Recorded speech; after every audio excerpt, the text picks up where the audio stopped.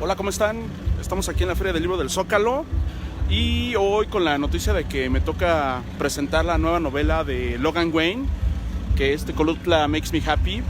Entonces estamos aquí a punto de empezar, la vamos a transmitir para los que no puedan venir. Estamos enfrente de Catedral y en el foro, olvidé el nombre de este foro, Pita Amor. Y ahí estamos, miren, ahí está ya Logan esperando. Y vamos a transmitir y vamos a iniciar la presentación. Venga, compartan el video. Saluda, Logan. ¿Qué pedo, güeyes? Aquí estamos, esta madre, ¿cómo se prende? Ya está prendido. ¿Ya? Bueno. Vas, amigo. Buenas tardes. Bienvenidos, gracias a los que ya están aquí. Los que van pasando, los invitamos a que se acerquen. Vamos a presentar una nueva novela de Logan Wayne, de Editorial Perro Muerto. Y pues, bueno, yo soy Héctor Germán Santarriaga, soy autor de cómic y de historieta, y estoy aquí porque el buen amigo Logan me pidió que lo acompañara para presentar su más reciente novela.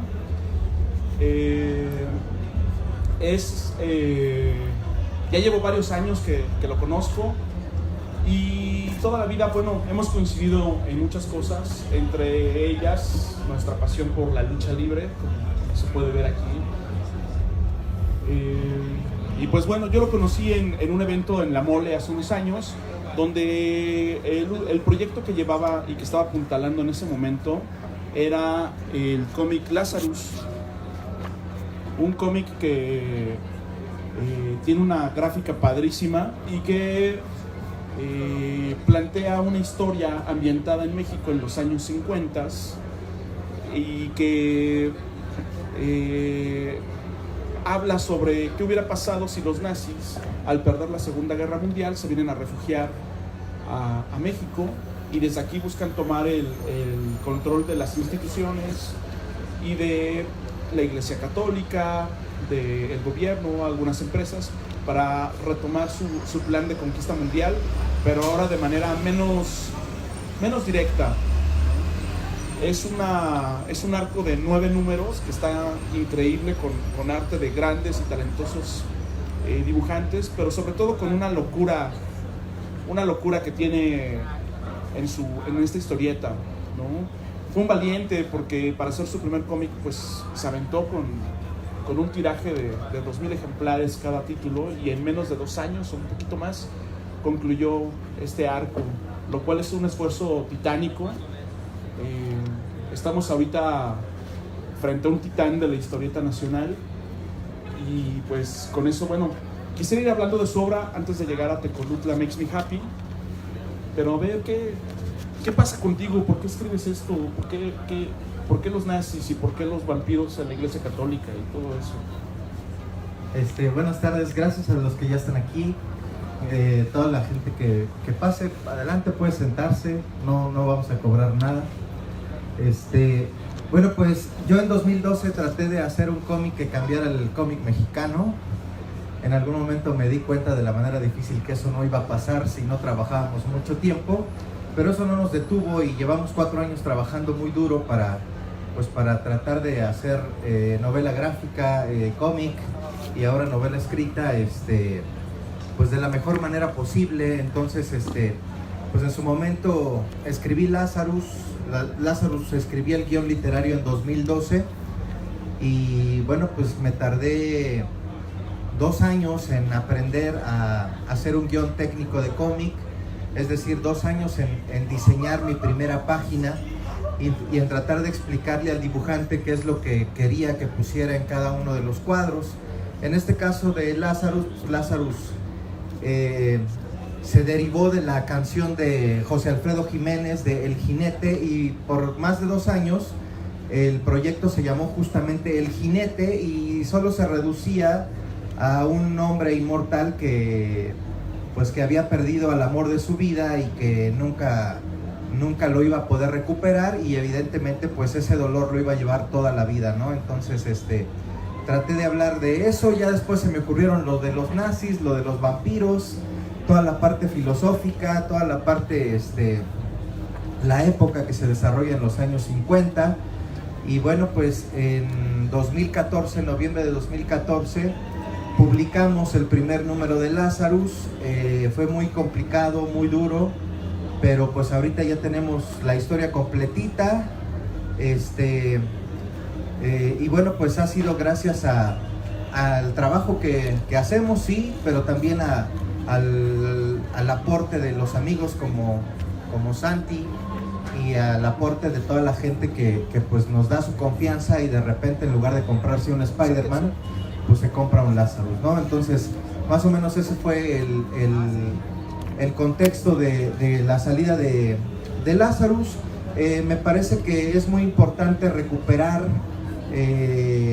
los espacios de historieta mexicana que de repente se han venido perdiendo. En el siglo XX la historieta mexicana vendía miles y miles de ejemplares cada semana, y bueno, pues eso en algún momento terminó. Y bueno, pues yo me empecé a juntar con gente que me aporta, como en el caso de Santarriaga, y pues empecé a entender mucho de este negocio, ¿no? Y a inspirarme, pues sobre todo por el trabajo que él también hace, ¿no? Entonces toda la parte de Lazarus, pues básicamente es así. Si tengo que resumirlo, Lazarus es un ser inmortal que ha vivido distintas etapas del tiempo: la cruzada, la conquista, Mesopotamia, la independencia, y en todas esas épocas él fue un héroe como Batman, como Spider-Man, pero en algún momento él se percata que la naturaleza humana no necesitaba héroes ni libertad, y entonces se decepciona, se retira, y en ese retiro él empieza a engendrar un odio hacia la humanidad, pues no entiende cómo, siendo nuestra vida tan corta, pues la desperdiciemos de la manera en la que lo hacemos, ¿no? Entonces lo que estamos contando se desarrolla en el México de los 50s. Los nazis están infiltrándose en México, Hitler está vivo, y bueno, pues todo eso en el contexto de que acaba de terminar la Segunda Guerra Mundial y quieren ingresar por acá para poder entrar desde el traspatio a vengarse de todo lo que pasó con Estados Unidos, ¿no? Entonces, pues básicamente esa es la historia de Lazarus. Son 10 números, mucha filosofía, mucha violencia, pero también muchas ventanas introspectivas para el lector, para que pueda en algún momento tener reflexión sobre algunos temas como la libertad, la justicia, Dios, la religión, la soledad, la muerte, etcétera. Entonces, pues de eso fue Lazarus, que ahorita ya están los 10 números completos. Muy bien. Y luego diste un giro muy, muy grande en tu carrera, porque después de hacer esa hombrada de sacar tus 10 ejemplares, tus 10 números, 2,000 ejemplares, son 20,000 números,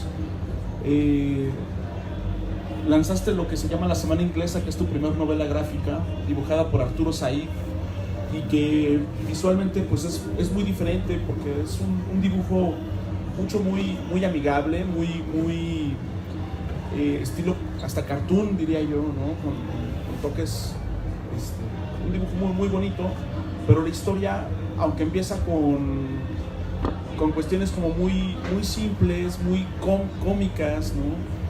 Una historia de un oficinista que está hasta el gorro de su trabajo, poco a poco se va distorsionando la historia hasta llevarlo a arrastrarlo a una espiral de violencia, de ultraviolencia, como en Lazarus. Y pues bueno, ¿qué pasó con este giro? Que también algo que está bien interesante es que coexiste en el mismo universo que Lazarus, ¿no? Así es. Sí, bueno, pues después de hacer Lazarus seriado, decidí hacer Semana Inglesa, que es una novela gráfica, como bien comenta Héctor.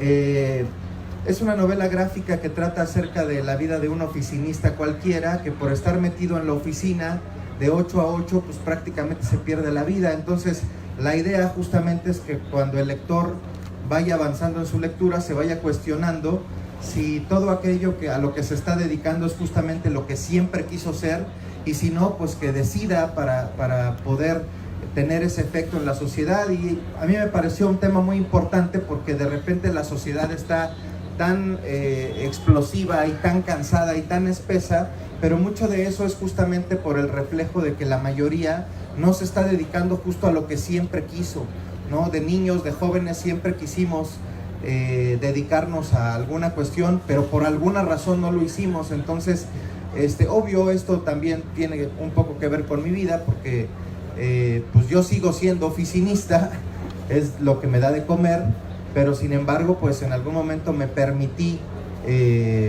pues aprender, estudiar y hacer todo lo necesario para poder autopublicar justamente mi obra, ¿no? Entonces, esa fue mi segunda novela. Tiene mucho que ver también con la canción de Bohemian Rhapsody de Queen.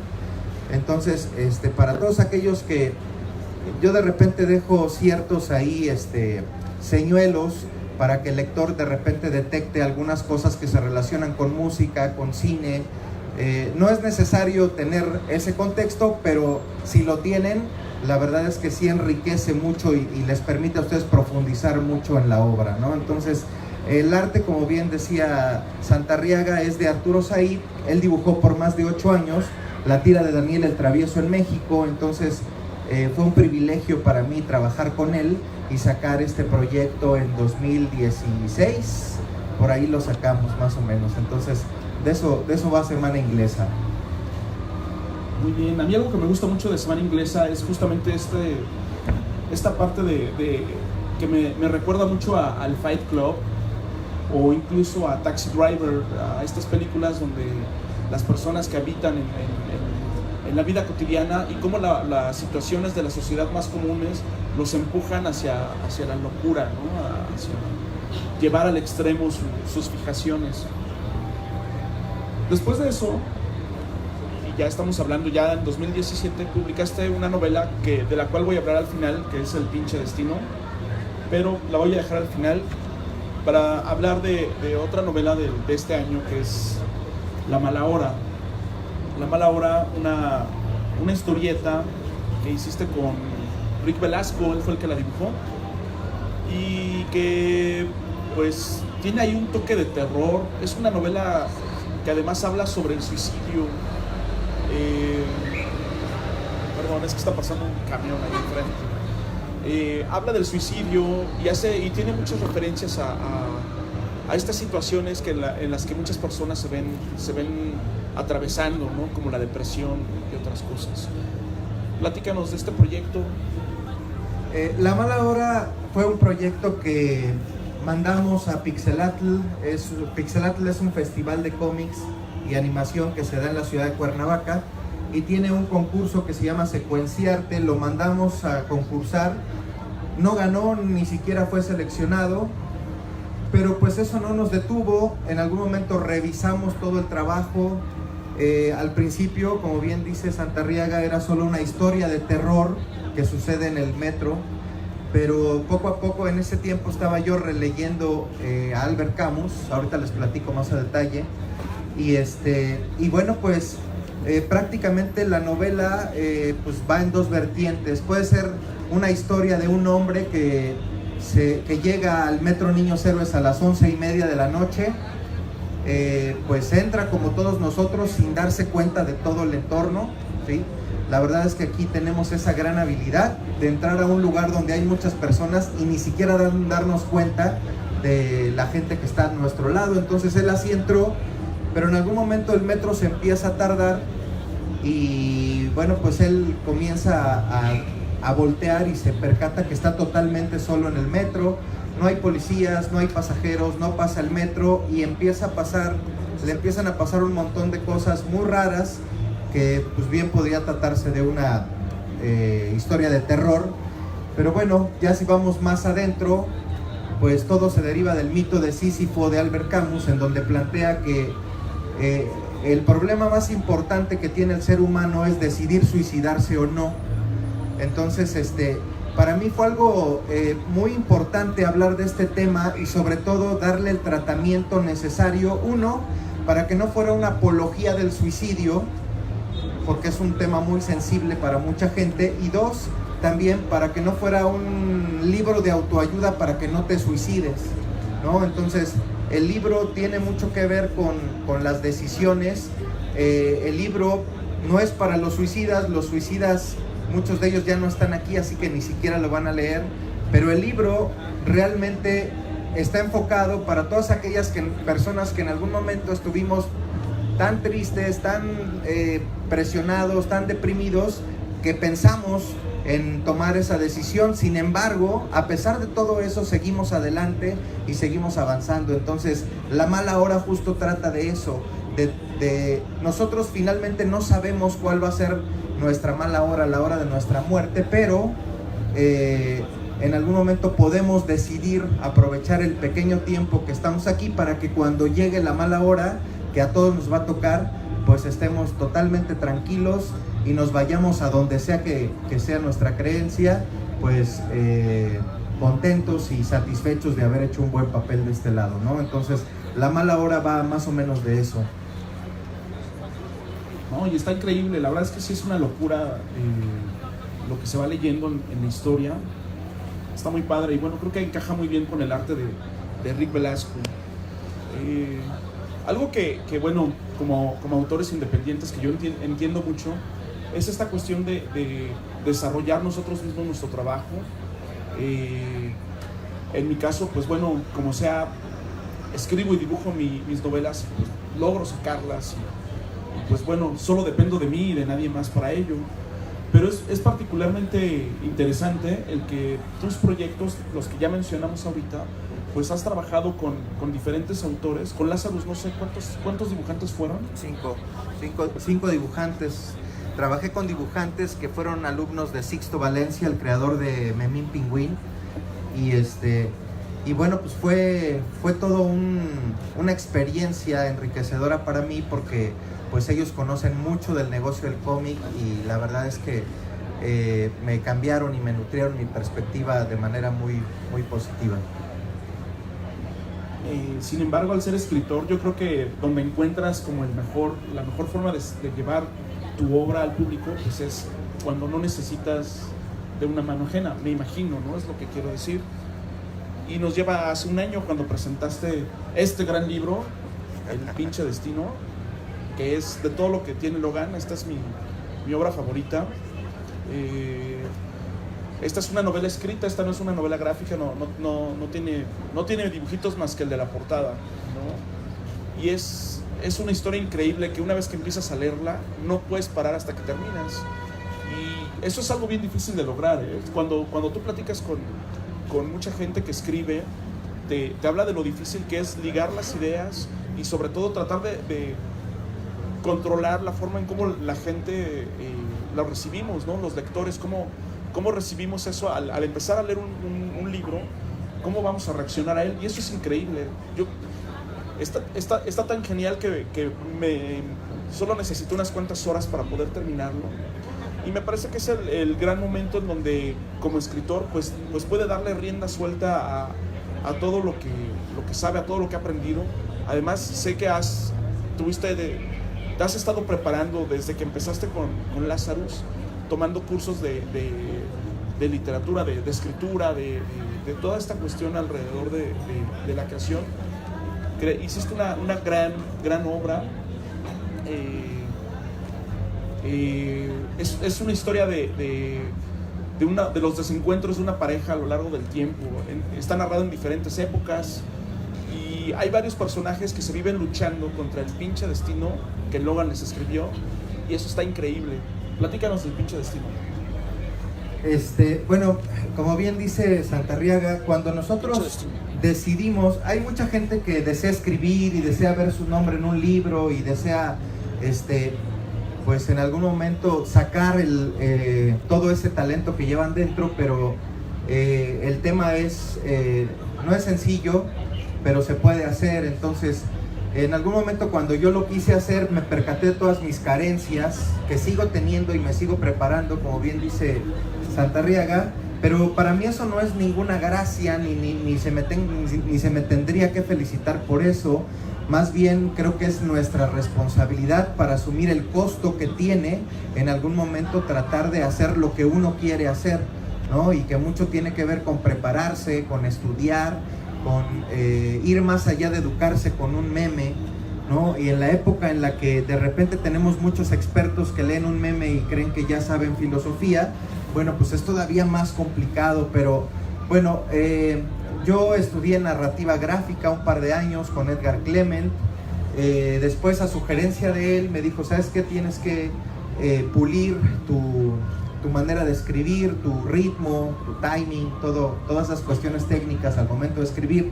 Y bueno, pues me suscribí con mi maestro de literatura, Santiago de Arena, y bueno, pues ahí estuvimos tomando unos meses clases, estuvimos escribiendo cosas, y en algún momento en una lectura de cuentos, yo leí lo que fue pues finalmente el principio de lo que era Pinche Destino, y él me dijo, espérate, es que eso no es un cuento, eso es una novela, ¿no? Y ya, bueno, hay las cuestiones técnicas y todo eso, y bueno, pues él me dio como que la pauta para, primero la confianza y después la pauta como para ver por dónde irme.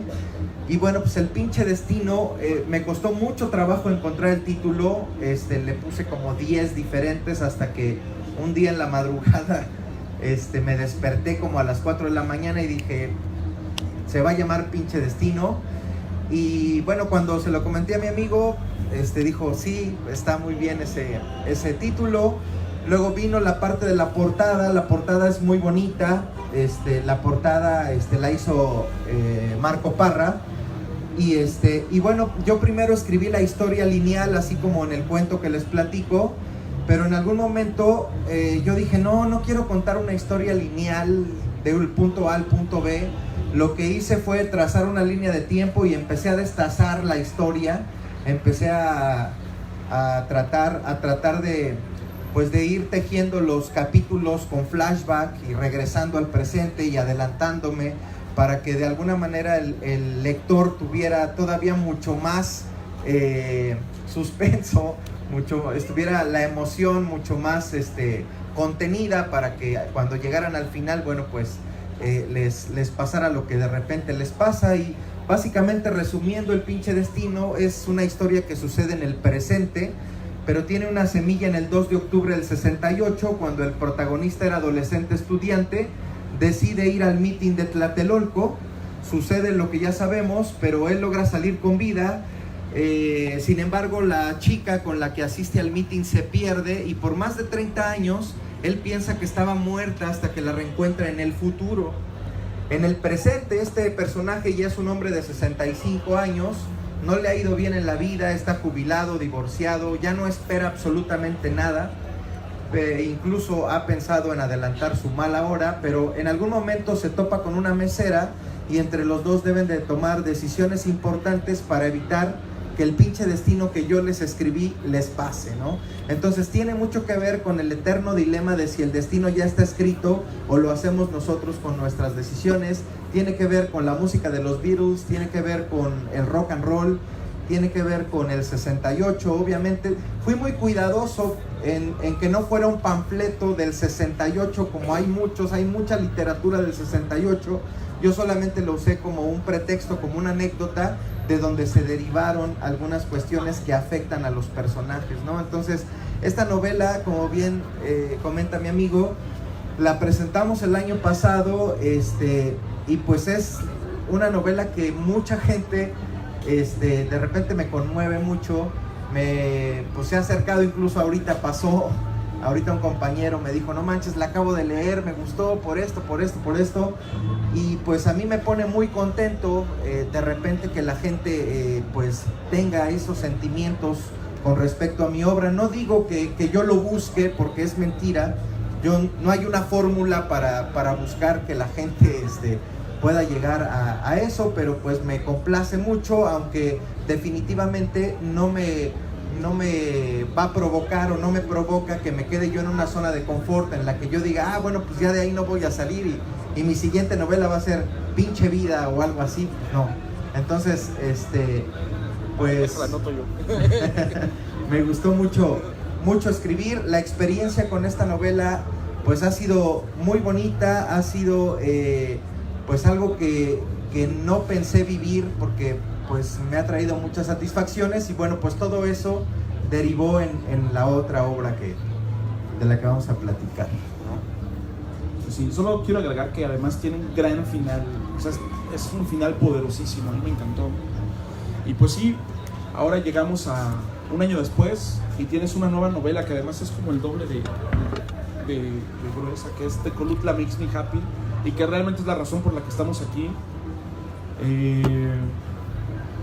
¿Qué nos dices de Tecolutla? Yo sé algunos detalles de la historia, conozco una anécdota que ocurrió ahí, no se las vamos a platicar para que la lean y se diviertan bastante, pero platícanos de qué va o qué, o tiene que ver con el pinche destino, tiene que ver con Lazarus, tiene que ver con el resto de tu obra, porque bueno, aunque Semana Inglesa y Lazarus coexisten como en un mismo universo, la demás obra no, ¿cierto? Excepto el libro de la mala hora. Así es. Que aparece en pinche destino. Entonces, pues platícanos, ¿qué onda con Tecolutla? Después de que terminé el pinche destino y después de lo que ha pasado con él, pues para mí era muy complicado pensar en la siguiente historia. No sabía bien por qué lado irme, no sabía bien, tenía muchas como que opciones que trabajar. Y bueno, pues me decidí por una historia que trata sobre todo acerca de que la vida no es justa, ¿no? Muchas veces nuestras decisiones nos traen consecuencias y bueno, pues son merecidas consecuencias, pero también muchas veces nosotros sufrimos consecuencias debido a las decisiones de otras personas. De repente los daños colaterales que conllevan esas decisiones de nuestros padres, de nuestros hermanos, de nuestro presidente, de muchas personas, de nuestros jefes, pues en algún momento tienen su efecto en nuestras vidas. Y bueno, pues esa es un poco la premisa de Tecolutla Makes Me Happy. Tecolutla Makes Me Happy es una historia acerca de 3 mujeres y cómo se ven afectadas por un evento.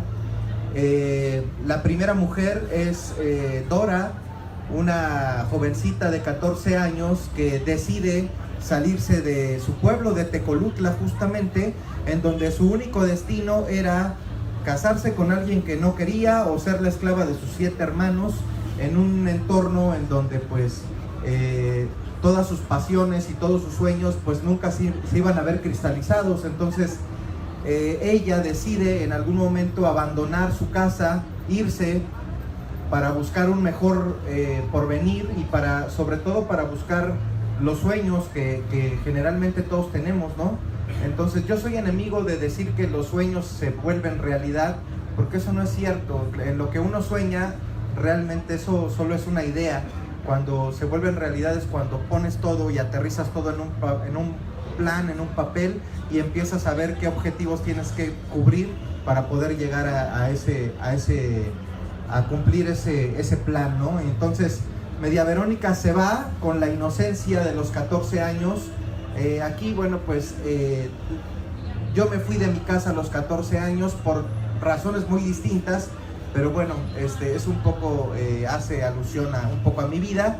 Ella decide irse, decide venirse aquí al Distrito Federal con unos viajeros que llegan a Tecolutla y pues se la rifa, ¿no? Entonces esa es una de las 3 mujeres. La otra es Media Verónica. Media Verónica es la hija que en un futuro va a tener esta jovencita, y es una mujercita de 17 años que está encerrada en un muro, que no entiende por qué tiene una vida en la que no quiere estar, que su mamá, por diversas causas que se van a enterar ustedes en el libro, pues finalmente está en un estado pues casi vegetativo, tiene una tristeza inmensa, infinita, y bueno, pues es un poco el muro que ella construye para poder sobrevivir, ¿no? Y creo que a muchos de nosotros nos pasa que de repente en nuestras familias pues nos sentimos ajenos, nos sentimos aislados, y bueno, pues tenemos que ver la manera de verlo, y ella se hace llamar justamente Media Verónica porque también nos han educado que para ser felices y para estar completos en la vida pues tienes que tener un complemento, una media naranja, y ella se va a encargar a través de toda la novela de demostrarle al lector pues que no es así, ¿no? Que nosotros podemos en algún momento estar completos sin necesidad de alguien más, ¿no? Eso evidentemente no quiere decir que le rehuyas a las relaciones, sino simplemente que no dependas de ella para estar completo y para poder ser lo feliz que tienes que ser, ¿no? Y la última mujer es una madre que se ve afectada por los hechos de un hijo que en algún momento en el año 2002, desesperado porque el sexenio de Vicente Fox no fue lo que quisiéramos, mucha gente votó por él por un cambio y todo eso, y todos nos decepcionamos. Entonces él, no es spoiler porque esto pasa al principio de la novela, él pues decide en el segundo informe de gobierno de Vicente Fox hacer estallar todo el Congreso de la Unión, con todos los diputados, con todos los senadores, pensando que de esa manera él pues podría en algún momento sembrar como que una plantita para poder ahora sí partir de un cambio, ¿no? Pero bueno, pues todos sabemos qué pasó, y bueno, ese hecho pues justamente va a afectar a la madre de este héroe, ¿no? Depende cómo lo veamos. Y bueno, pues es un poco la historia de esas tres personas. No sé si quieras, antes de que siga mi monólogo. No, va súper bien. Pues es muy interesante porque aquí se genera una línea temporal alterna a la que estamos viviendo, ¿no? Donde se da este atentado contra el Congreso, que todos hubiéramos querido ver, la verdad. Pero bueno, no tiene que ver con el pinche destino, no están conectados, o habrá que averiguarlo. ¿Qué nos puedes decir? Sí tiene que ver con Pinche Destino. Para quien leyó Pinche Destino, en algún momento se va a encontrar con, no manches, es este güey que estaba en el Pinche Destino. Y bueno, pues eso va a incrementar un poco para la gente que ya lo leyó, pues es lo que va a pasar. Y bueno, yo me entregaron la novela la semana pasada, y bueno, pues he estado aquí tratando de convencer a la gente, ¿no? Cómprenme Tecolutla. No he vendido un solo Tecolutla yo, ni uno solo. No he podido convencer a la gente que compren un Tecolutla. La gente que ha comprado Tecolutla, que pues sí ha sido mucha, es justamente la gente que compró el Pinche Destino, ¿no? O sea, todavía como que no logro transmitir como que el compra Tecolutla está bien chingón. No, todavía no puedo. Pero la gente que compró el Pinche Destino llega y me dice, dame la que sigue, y entonces pues se ponen a platicar justamente de toda la experiencia que vivieron en Pinche Destino. Y bueno, yo tenía planeado hacer una historia de 120 páginas nada más. Pinche Destino fue de 96, en este caso Tecolutla yo quería que fuera de 120 páginas, pero pues en algún momento me seguí y le paré a las 180 páginas. No quiero decir que lo haya cortado, pero sí en algún momento cuando estás escribiendo tienes que decidir en qué punto vas a dejar la historia, ¿no? Porque pues, si no la historia puede ser infinita, pero traté de terminarla en el momento indicado, en el momento adecuado. Y bueno, pues yo espero que para toda esa gente que leyó el Pinche Destino, pues de repente no se sienta defraudada con esta obra que me costó un año de trabajo. Empecé a trabajarla el año pasado, y bueno, pues prácticamente pues dejé ahí muchas cosas mías. Hay de repente gente que me dice, ¿tú viviste esto? No, güey, no viví eso. Probablemente viví algunas cosas con las que de repente nutro de emociones algunos de mis personajes, pero no, o sea, yo también antes, que cuando no escribía, pensaba que los autores escribían acerca de su vida y de sus anécdotas y vaciaban ahí sus traumas. Yo no sé si hay algunos así, pero en mi caso no es así. Entonces yo trato más bien de ir armando mis personajes, viendo cómo son sus emociones, sus pasiones, sus necesidades, sus defectos. No manejo personajes perfectos. Y bueno, pues trato de que en este caso el lector pueda sentir la contundencia de las líneas. Y si en algún momento algún lector me dice, esta línea me movió, el final me movió, esto me hizo, bueno, pues eso es en mi muy particular punto de vista lo que mejor me hace sentir y lo que me motiva justamente pues a seguir trabajando en este duro camino de la autopublicación, ¿no? Hablando un poco de autopublicación, mi amigo también se autopublica. de repente hemos estado tocando base con editoriales, ¿no? Pero bueno, pues las filas de autores talentosos pues dan la vuelta a la manzana, y pues eso podría en algún momento detenernos y decir, bueno, pues entonces ya me voy a quejarme y a decir que no se pudo. Pero pues precisamente por eso hablaba hace rato de la inspiración de mi amigo, porque él, desde que lo conozco, pues se ha autopublicado, ha estado trabajando muchísimo, y bueno, pues yo de ahí me colgué, y pues si en algún momento podemos acceder a alguna editorial grande, pues nosotros vamos a seguir autopublicándonos, porque me parece que ese es un gran camino que puede seguir el autor, aunque definitivamente el trabajo mayúsculo es convencer a toda la gente, a todos ustedes, pues que nos inviertan en nuestro proyecto, ¿no? Entonces, pues más o menos así, amigo. Está muy bien. Creo que algo que es muy importante de la autopublicación son conjugar esas dos vertientes, que por un lado es la disciplina para trabajar tus proyectos, ya sea escribiendo, dibujando, creando finalmente. Sí requiere de un proceso imparable de creación, y por otro lado pues la organización y administración de los recursos para poder traer esto aquí ante ustedes, que finalmente pues es mucho esfuerzo de escritura, mucho trabajo creativo, mucha inversión que finalmente estamos llevando para convencerlos de que le den una oportunidad, de que estas historias vayan y habiten en sus cabezas, ¿no? Porque finalmente amontonados en cajas solo son kilos de papel. Estos personajes, estas historias cobran vida cuando son tocadas por sus ojos, por su mente, y ustedes le dan más a estos personajes que en este caso Logan construyó. Es donde cobran vida, porque fuera de eso es papel, y el papel hasta por kilo lo compran. No sabemos si a alguien de ustedes les gustaría hacer alguna pregunta, algún comentario, o quieres agregar algo. No, sí, para nosotros es muy importante su retroalimentación, sus dudas en torno al proceso creativo, en torno a las historias, en torno a cómo se hace X o Y o Z.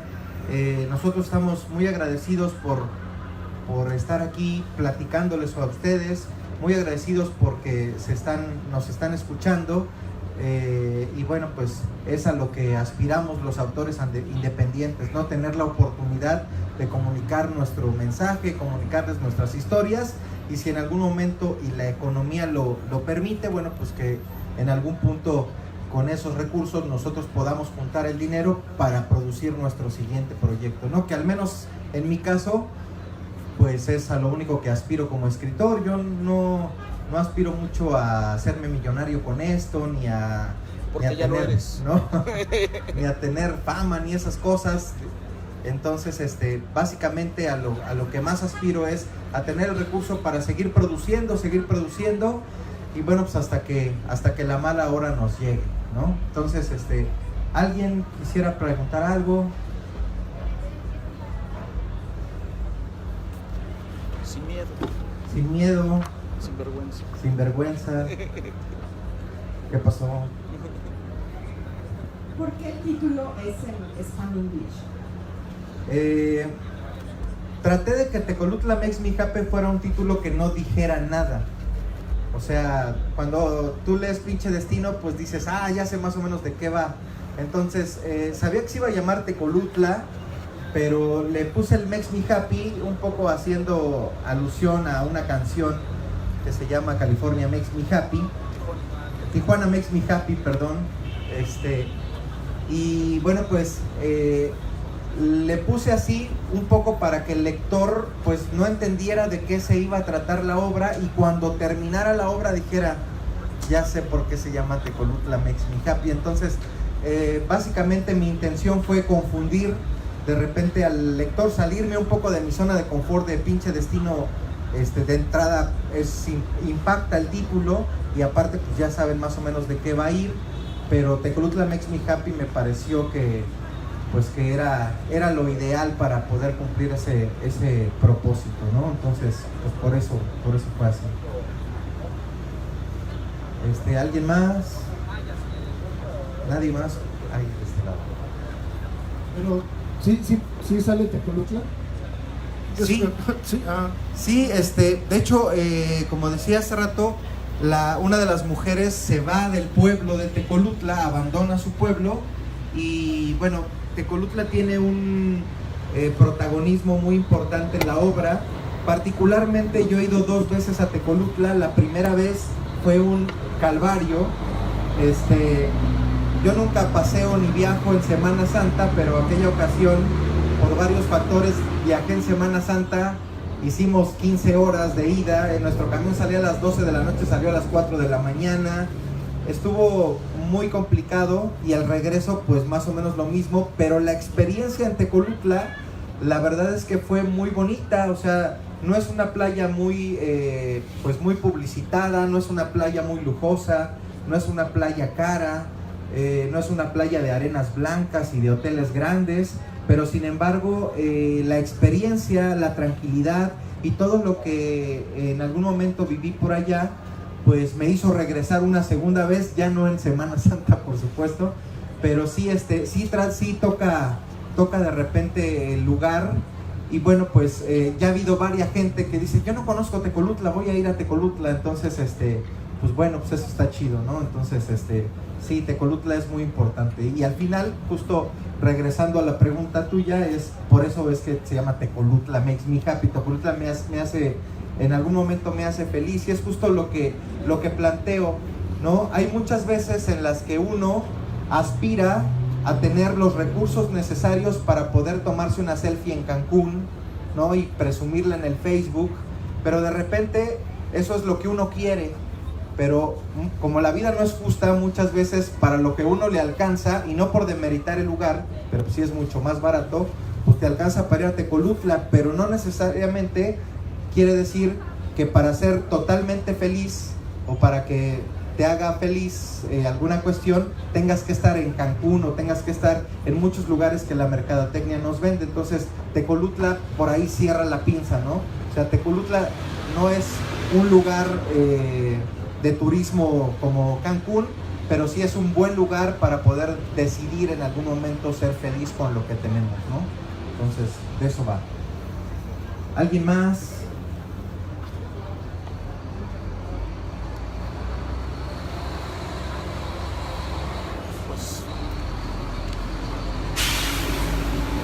A ver.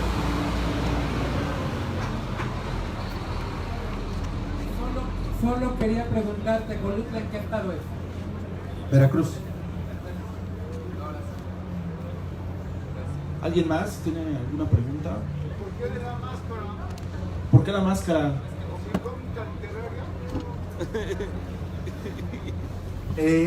En realidad la máscara es por 4 razones. Al principio era por una sola, pero hoy son 4 razones y las 4 son verdaderas. La primera es porque estoy bien pinche feo, entonces la máscara me hace ver más guapo.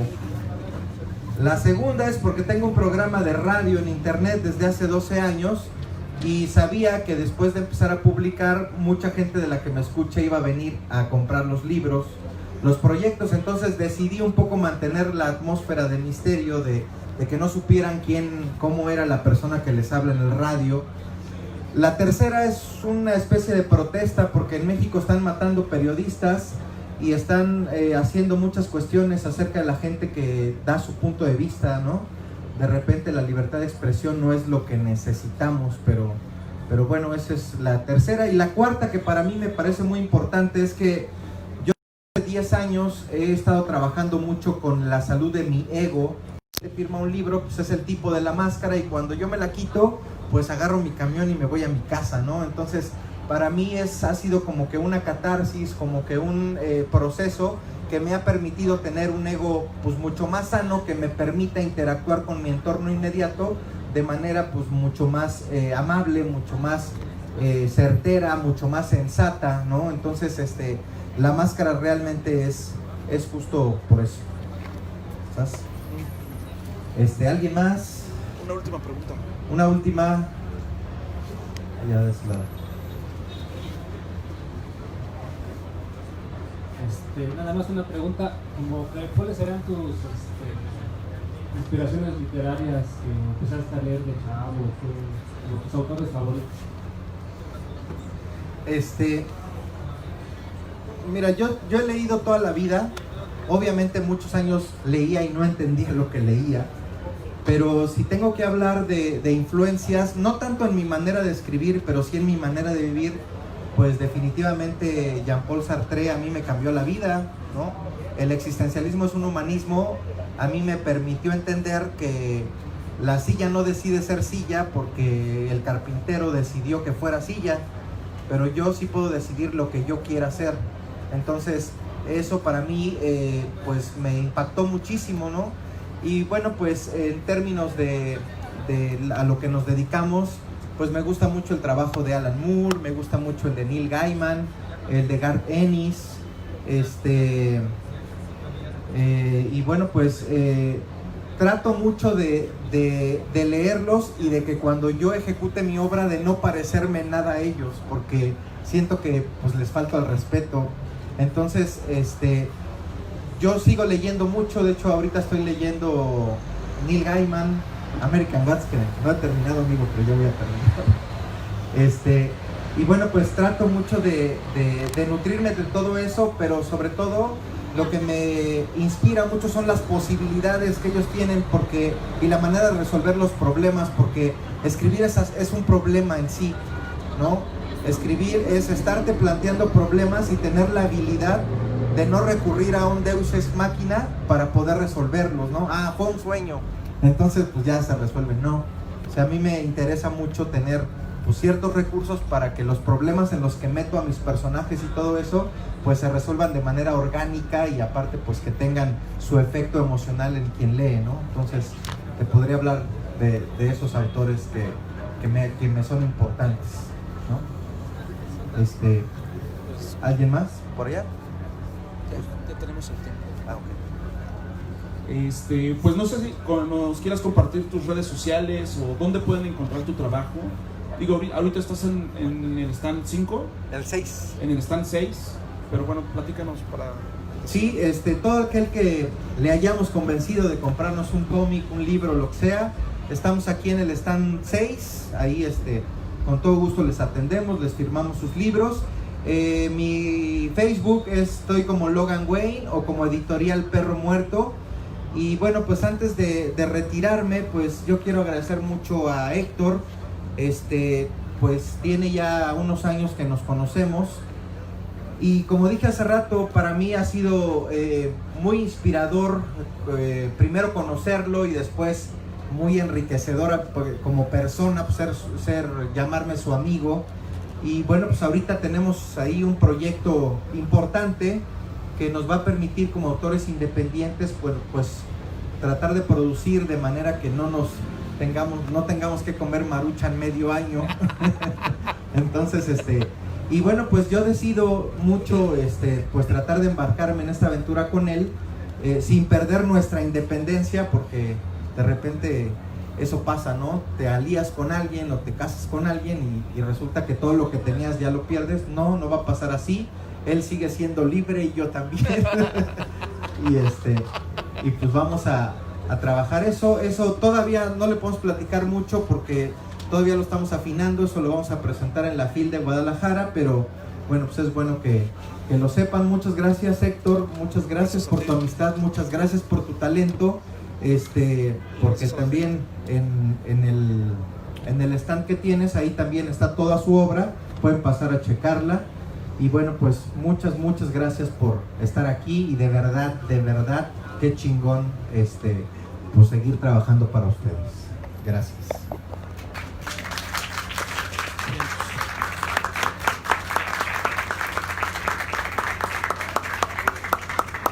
Gracias. Nos vemos, compañeros. Adiós.